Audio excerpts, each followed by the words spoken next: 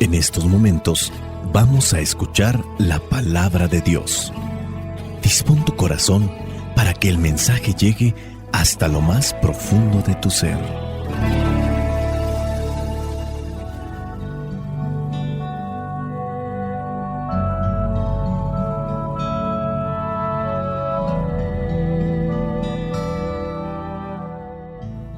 El evangelio que la iglesia nos presenta para el día de hoy corresponde a Mateo, capítulo 13, versículos del 54 al 58. Dice así: y llegó a su propia tierra, donde comenzó a enseñar en la sinagoga del lugar. La gente, admirada, decía: ¿dónde aprendió todo lo que sabe? ¿Cómo puede hacer esos milagros? ¿No es el hijo del carpintero? ¿Y no es María su madre? ¿No es el hermano de Santiago, José, Simón y Judas? ¿Y no viven sus hermanas también aquí entre nosotros? ¿De dónde le viene todo esto? Y se resistían a creer en él.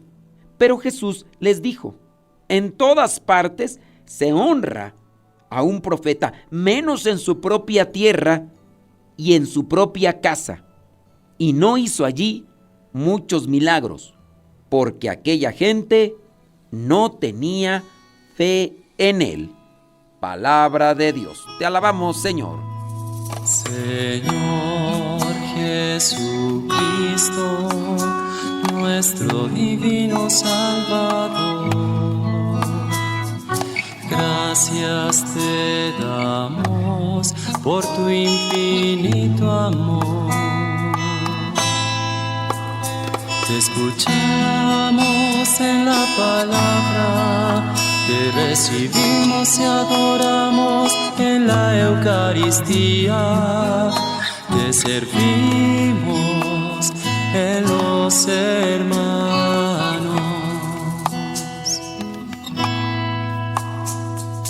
Que seamos misioneros como lo quieres tú,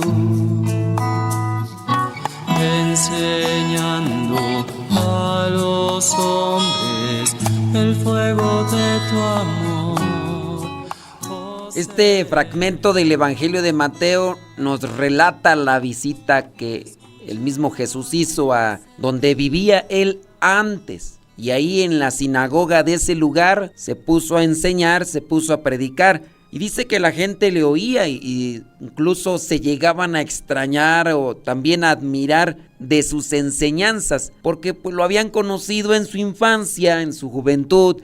De repente se desaparece un tiempo y aparece ahora enseñando con esa sabiduría. Por eso se preguntaban sobre la procedencia de su enseñanza y de su sabiduría, si ya lo habían visto andar ahí en esa adolescencia, en esa niñez, en esa juventud. Y ya después vienen ese tipo de interrogantes. ¿No es el hijo del carpintero? ¿Y no es María su madre? En el versículo 55, donde dice: ¿no es el hermano de Santiago, José, Simón y Judas? ¿Y no viven sus hermanas también aquí entre nosotros? ¿De dónde le viene todo esto? Cuando sabemos que lo que presenta aquí como hermanos no se refiere a hermanos de sangre. Recordemos que incluso ya se había hablado de ellos antes, de Simón, de Judas, de José, de Santiago, del mismo Juan, que son hijos de otra María, e incluso estos mismos se convierten en sus discípulos, pero vendrían a ser como estos primos, solamente que en el vocablo, en la lengua de estos tiempos,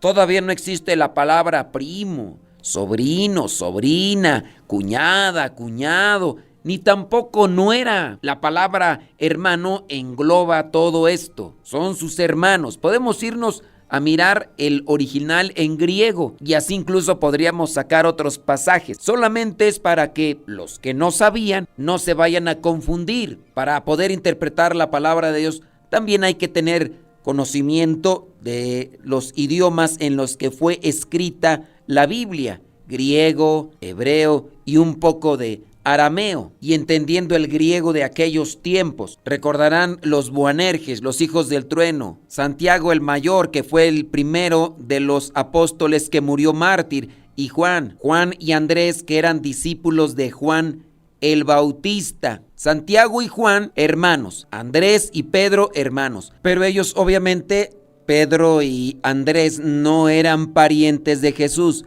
Sí, Santiago y Juan y Judas, obviamente Tadeo y Simón. Volvemos al núcleo del evangelio. Jesús llega a donde había estado antes y lo desprecian en cierto modo, aunque notan que hay algo diferente en él. Esta situación, por desgracia, se sigue manteniendo en nuestros días.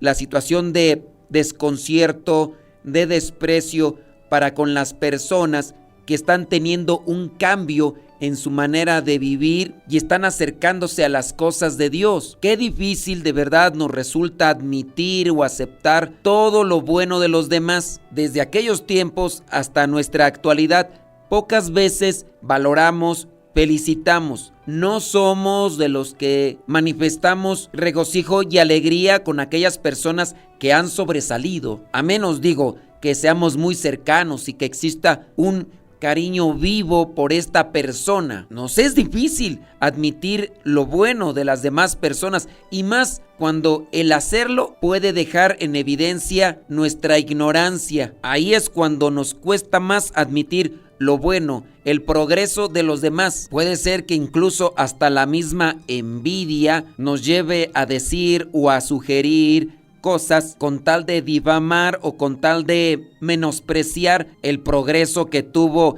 esa persona en los estudios o hasta en la vida de fe. Ni siquiera estamos hablando de una cosa material. Ojalá y reflexionemos sobre este aspecto de cómo muchas veces nosotros nos burlamos también de aquellos que han crecido en la fe. Fulano y sutano se empezaron a acercar a la iglesia, a los cursos de Biblia. Es más, fulano y sutano ya van a un grupo, ya hasta se toman fotos con el grupo de la iglesia, ya participaron de un encuentro, ya participaron de un retiro, publican las fotos ahí en sus redes sociales y hay pocas felicitaciones, hay pocas alabanzas. Aquel esfuerzo que está haciendo el hermano ya no es como antes, está avanzando en su vida espiritual. Sí, en el pasado cometió muchos errores, en el pasado se equivocó muchas veces, pero ha avanzado, ha progresado. Hay que alabar esa postura para que se motive, para que se anime y para que persevere. No así que incluso se llega a menospreciar el esfuerzo, a minimizar el esfuerzo y sacrificio que está haciendo esa persona. Y no estamos hablando en ocasiones de aquellas personas que no tienen una creencia cristiana, porque pareciera ser que a veces estas personas que no tienen esta convicción cristiana son hasta más respetuosas con los que quieren vivir su cristianismo que los que son a medias cristianos. Sí, es decir, una persona que dentro de su vida no tiene estas prácticas cristianas puede respetar más, no en todos los casos, pero sí en una mayoría, respeta al que tiene estas prácticas cristianas. Pero aquellos cristianos que van a misa de vez en cuando, que viven su fe ahí por encimita, tienden a burlarse de los que se han comprometido, de los que son tesoneros y esforzados. Va a misa ocasionalmente, por allá en unos 15 años, en una boda, en un aniversario, y entonces mira a aquel que se está esforzando en ya no tomar bebidas alcohólicas como lo hacía antes, en tener una actitud cristiana. ¿Y de quién recibe las burlas o el señalamiento? Pues de uno que va ocasionalmente a misa. Hay que considerar cuántas veces hemos hecho este tipo de cosas. Así lo hicieron con Jesús en aquella ocasión. Se resistían a creer en él, dice el versículo 57. Cuando nosotros menospreciamos o ignoramos o nos burlamos de una persona que está en proceso de conversión, en cierto modo también estamos haciendo un menosprecio al poder de Dios. Estamos haciendo un menosprecio a la persona de Cristo que se manifiesta en aquella persona para darle fuerza, fortaleza y vencer la tentación. Si nosotros nos hemos decidido a seguir caminando en las cosas de Dios, debemos de tener cuidado porque estos ataques vendrán tanto de un lado como de otro, familiares o conocidos, pero al final de cuentas de cristianos tibios que no se han decidido en abrazar la cruz de cada día. Hay que estar alertas para que cuando vengan ese tipo de señalamientos no nos desanimemos, no decaigamos, no dejemos que nos tumben con sus críticas, con sus señalamientos. Hay que fortalecerse en el Señor, hay que llenarse de Dios. Por otro lado, hay que reconocer delante de Dios si nosotros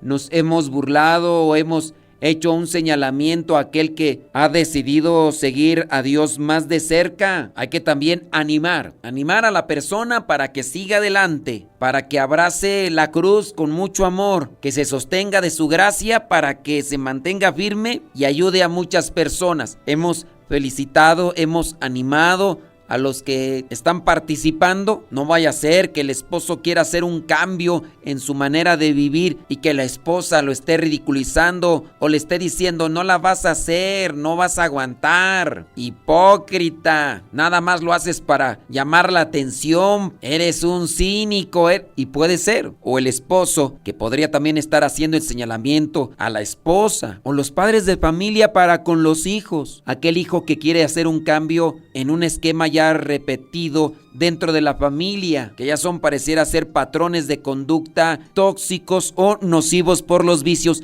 y el hijo quiere hacer un cambio y en cuanto lo quiere hacer, se le tapa el camino, se le ponen piedras y no se le motiva, no se le anima. El Evangelio termina diciendo que en ese lugar donde él había vivido y lo conocieron cuando era joven, dice que no hizo muchos milagros porque la gente no tenía fe en él. La fe es crucial para comprender y experimentar la obra de Dios en nuestras vidas. La incredulidad nos lleva a mantenernos ciegos a las verdades espirituales y limitar también en ese caso la capacidad de Dios para obrar en nosotros y a través de nosotros. Pidámosle al Espíritu Santo que nos dé fe. Otro punto aquí sin duda a considerar es que la gente de ese pueblo tenía ya una imagen preconcebida de Jesús como el hijo del carpintero, familiar de fulano, sutano, magano, y al tener esa imagen preconcebida, o podemos cambiarlo, prejuicio, sus expectativas limitaron la capacidad de reconocerlo a él como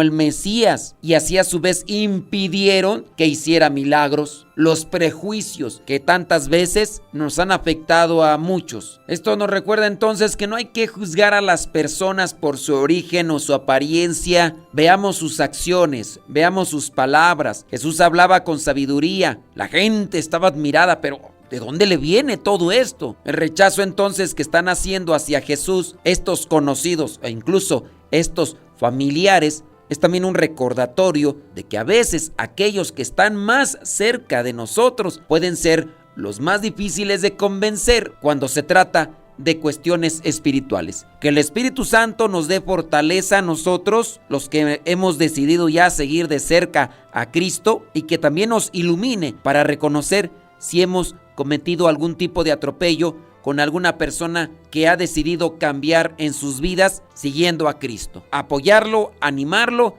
en vez de juzgarlo, criticarlo y ridiculizarlo. Dios sigue actuando y muchas veces lo puede hacer por cualquiera de nosotros. Dios nos utiliza para darle una respuesta a los demás. La bendición de Dios Todopoderoso, Padre, Hijo y Espíritu Santo, descienda sobre cada uno de ustedes y les acompañe siempre. Soy el Padre Modesto Lule, de los misioneros, servidores de la palabra.